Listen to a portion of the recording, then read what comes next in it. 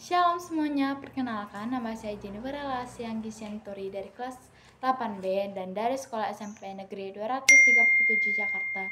Nah, pada kesempatan kali ini saya akan membuat video vlog dan membahas tentang pendidikan agama Kristen bab ke-9, yaitu hidup dalam nilai-nilai Kristiani. Langsung aja ya kita ke pembahasannya. Sebagai dasarnya, yaitu nilai-nilai Kristiani yang harus terus-menerus diupayakan, diwujudkan dalam berbagai aspek kehidupan. Namun yang sering terjadi adalah bagaimana nilai-nilai tersebut selalu berbenturan dengan kepentingan pribadi, sehingga menggelindingi orang-orang mencari keuntungan pribadi atau kelompok. Contohnya seperti merusak bukti, memeras, korupsi, dan menyerobot tanah negara. Nah, kalau dengan nilai dalam bahasa Indonesia adalah arti tafsiran harga nilai. Dapat diartikan sebagai sifat-sifat berguna bagi kemanusiaan. Nilai dapat diartikan sebagai harga uang dibandingkan dengan harga yang lainnya. Angka kepandaian banyak sedikit kadar atau mutu. Sesuatu yang menyempurnakan manusia, suatu keyakinan yang relatif stabil dengan model-model perilaku spesifik dengan diinginkan. Kalau nilai-nilai Kristiani adalah prinsip dasar mengenai pedoman hidup bagi umat-umat Kristen.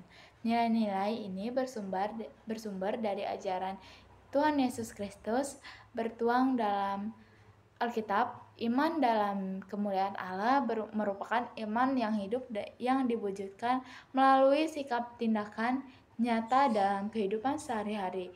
Sikap dan tindakan tersebut dapat disebut dengan nilai-nilai yang ditetapkan dalam firman-Nya. Berikut beberapa nilai Kristiani. Akan membahas tentang buah roh sebagai wujud-wujud nilai Kristiani yang sangat penting dalam kehidupan kita sehari-hari loh. Dalam Galatia 5 ayat 22-23, kalian boleh buka di Alkitab kalian, yaitu merupakan sebuah fondasi yang lebih penting mencerminkan beberapa aspek sifat-sifat bertumbuh dan berkembang dan berhasil buah yang nyata dalam kehidupan bersama. Adapun 9 buah roh tersebut adalah yaitu terdiri dari 1. Kasih. Kasih dapat dipahami sebagai suatu perbuatan yang tidak diharapkan imbalan atau balasan. Meraih kasih berarti kita juga peduli dengan sesama manusia, bahkan dengan seluruh isi dunia. Kasih berarti menghormati kehidupan setiap orang. Kasih tidak tergantung dengan prestasi, kelas, sosial, sikap, dan profesi diri kita sendiri. Tetapi kita mengasihi tanpa memandang sifat baik dan buruknya.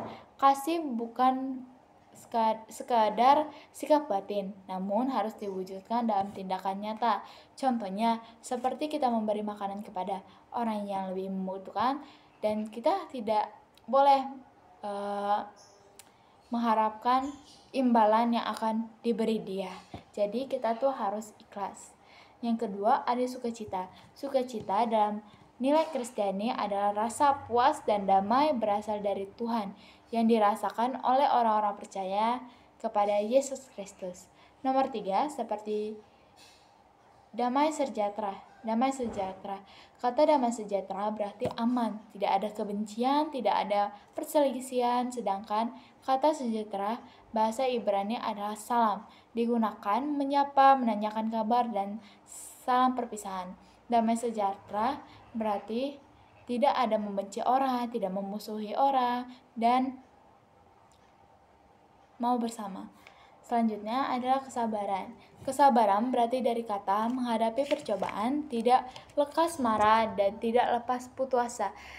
Tetapi mereka akan tetap bertahan sampai mendapatkan jalan keluar. Arti lain dari sabar juga diartikan dengan tenang, tidak tergesa-gesa, dan tidak terburu-buru. Salah satu bentuk wujud nilai kesabaran yaitu bersyukur dan tidak bersungguh-sungguh.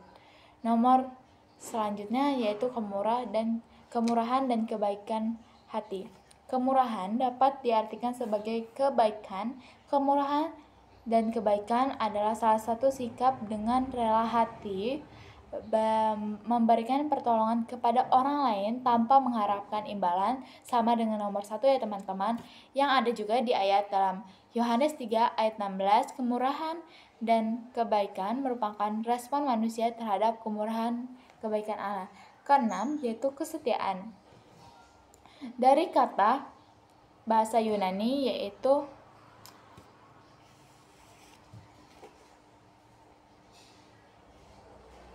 kesetiaan, itu berarti berasal dari kata kritis.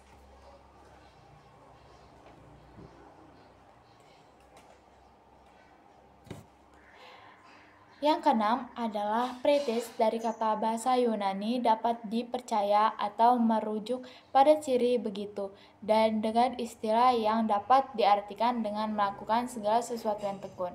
Selanjutnya nomor 7 ada kelemah lembutan dalam Matius 5 ayat 5. Berbahagialah orang yang lemah lembut, karena mereka akan memiliki bumi kehidupan manusia yang penuh kekerasan dan penuh emosional. Nilai kelemahan begitu sulit untuk ditemukan saat ini, oleh sebab itu kita sebagai anak Tuhan dituntut sebagai sikap lemah lembut yang dapat dipraktikkan dalam kehidupan sehari-hari. Selanjutnya ada penguasaan diri. Itu tuh kita mampu mengontrol diri kita secara baik dan benar, merupakan salah satu sikap penguasaan diri. Dapat dipungkiri, seringkali keinginan manusia dikuasai oleh emosional tidak terjaga sehingga manusia menjadi korban dari keinginan sendiri. Nah, oleh karena itu kita tuh jangan sering marah-marah dengan hal yang sepele ya teman-teman. Dan kita akan masuk ke pembahasan selanjutnya, yaitu prinsip hidup yang berbuah kebenaran berdasarkan Alkitab, seperti integritas dan kejujuran dalam Matius 5 ayat 37, yaitu jika ya, hendaklah kamu katakan ya, jika tidak, hendaklah kamu katakan tidak. Apa yang lebih daripada itu berasal dari si jahat. Pada yang kedua yaitu tentang kesalahan. Hidup yang berfokus pada Allah dan memiliki relasi antara manusia dengan Allah, serta memiliki kesederhanaan hidup dalam Ayub 29 ayat 4, yaitu berisi tentang seperti ketika aku mengalami masa remajaku, ketika Allah bergaul karib dengan aku di dalam kemahku. Yang ketiga yaitu tentang kekudusan, yaitu kehidupan yang telah dipisahkan dari kegelapan menuju terang. Tujuan itu sebagai garam dan terang yang mencakup pikiran, perkataan maupun perbuatan. Yang keempat adalah kesetiaan, memiliki kesetiaan yang diantaranya kepada kesetiaan Allah sendiri dengan kesenantiasa menyertai kita dalam Wahyu 2 ayat 10b, yaitu tentang dikatakan tentang jangan takut terhadap apa yang harus engkau derita, sesungguhnya iblis akan melempar beberapa orang dari antaramu ke dalam penjara, supaya kamu dicobai dan kamu akan beroleh kesusahan selama 10 hari. Hendaklah engkau setia sampai mati, dan aku akan mengaruniakan kepadamu mahkota kehidupan. Lalu yang kelima yaitu tentang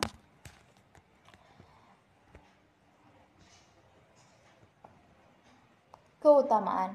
Menyadari bahwa Allah telah memberikan yang terbaik kepada kita, maka kita perlu meresponi pemberian Allah dengan memberikan yang terbaik kepada Tuhan dan sesama. Dalam Yakobus 1 ayat 17 yaitu berkata tentang setiap pemberian yang baik dan setiap anugerah yang sempurna datang dari atas, diturunkan dari Bapa segala terang. Padanya tidak ada perubahan atau bayangan karena pertukaran. Yang ke-6 yaitu tentang kasih. Mengasihi sesama dengan menerima orang lain, mengampuni yang bersalah, dan berbagi kepada mereka yang membutuhkan. Dalam Matius 22 ayat 37 sampai 39 berkata, jawab Yesus kepadanya, kasihi Tuhanmu Allahmu dengan segenap hatimu dan dengan segenap jiwamu dan dengan segenap akal budimu. Itulah hukum yang terutama dan yang pertama. Dan hukum yang kedua yang sama dengan itu ialah kasihilah sesamamu manusia seperti dirimu sendiri.